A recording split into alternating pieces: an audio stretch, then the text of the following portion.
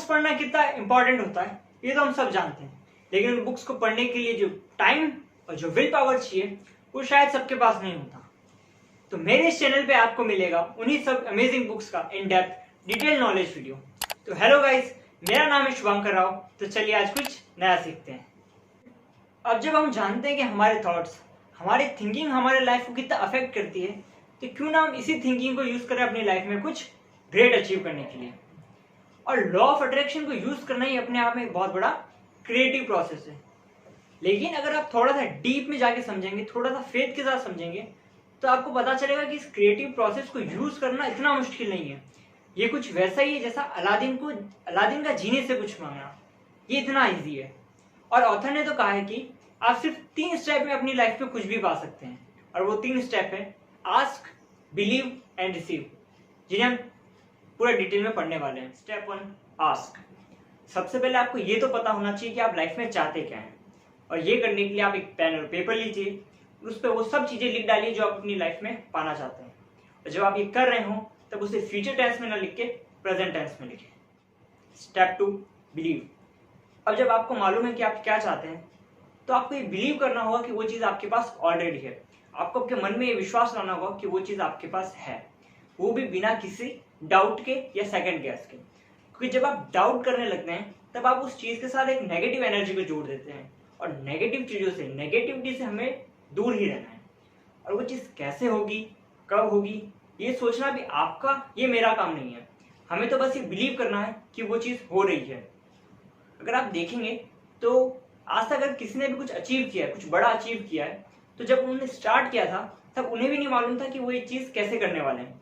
उन्हें तो बस ये पता था कि हाँ वो ये करने वाले हैं। So believe what you asked. Step 3 receive. इस फाइनल स्टेप में आपको ये फील करना होगा कि जब वो चीज आपके पास होगी तब आप कैसा फील करेंगे। आपको प्रेजेंटली ये फील करना है कि जब वो चीज आपको मिल जाएगी तब आप कैसा महसूस करेंगे।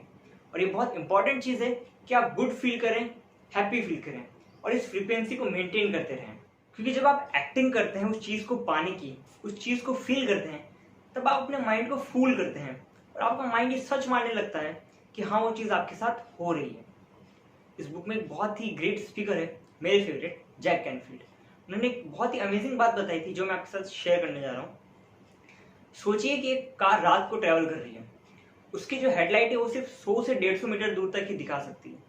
तो ड्राइवर का सिर्फ ये काम है, उसका मेन फोकस ये होना चाहिए कि वो सिर्फ उस 100 मीटर पे फोकस रखे और उस डिस्टेंस को ट्रेवल करे। क्योंकि जब वो उस डिस्टेंस को ट्रेवल कर लेगा तब आगे का 100 मीटर उसको दिख जाएगा, और वो ऐसे करते करते अपने डेस्टिनेशन पे पहुंच जाएगा। तो लाइफ भी हमारे सामने हमारी अपॉर्चुनिटी कुछ ऐसे ही अनफोल्ड करती है, छोटे छोटे स्टेप में। तो हमारा फोकस उन छोटे छोटे स्टेप पे होना चाहिए, क्योंकि अगर हम उस छोटे स्टेप, उस 100 मीटर को कवर कर लेंगे तो आगे का रास्ता लाइफ हमें अपना आप दिखा देगी। और ऐसे छोटे छोटे स्टेप लेते लेते हम हमारे डेस्टिनेशन पे, हमारे ड्रीम की ओर बढ़ते जाएंगे, उसके ओर अचीव कर लेंगे। So focus on that small step. आप उन छोटे छोटे स्टेप पे फोकस कीजिए, उन पे बिलीव कीजिए। अगर आप इस वीडियो में अब तक बने हुए हैं तो इसका डायरेक्ट मतलब है कि आप अपनी लाइफ में सही में कुछ ग्रेट अचीव करना चाहते हैं।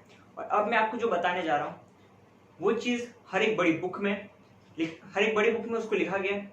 और जितने भी ग्रेट पर्सन्स हुए, बड़े लोग हुए, वो उस चीज़ को फॉलो करते थे, उस चीज़ को समझते थे, और अब आप भी उस चीज़ को समझने जा रहे हैं। और वो 2 चीज़ें हैं, ग्रेटिट्यूड एंड विजुअलाइजेशन। तो चलिए हम इन दोनों को भी हम डेप्थ में समझते हैं। The power of gratitude. अगर आप इस वीडियो से सिर्फ ये सीख जाते हैं कि थैंक यू बोलना कितना पावरफुल हो सकता है, तो भी आप अपनी लाइफ 100 टाइम बेटर कर देंगे।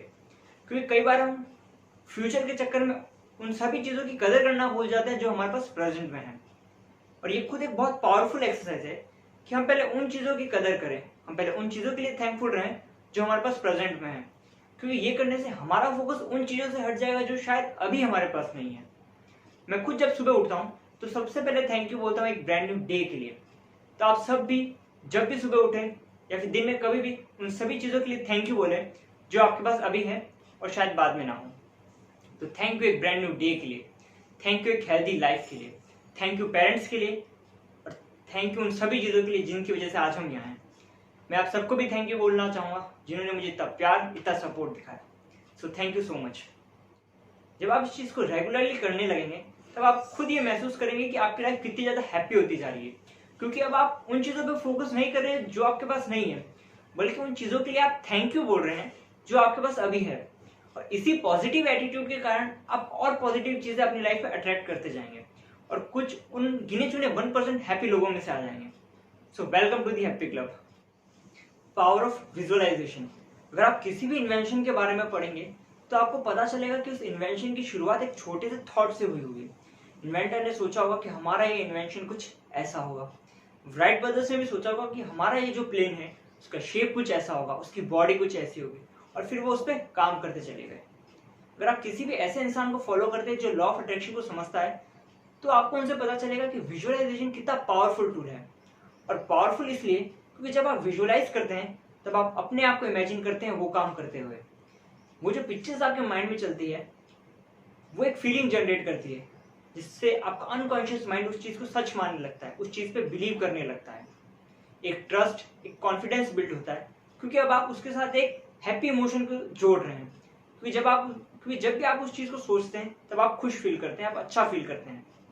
अगर मैं थोड़ा सा डीप में जाके आपको समझाऊं, खाली विजुअलाइज करने से आप उस चीज को नहीं अचीव कर पाएंगे।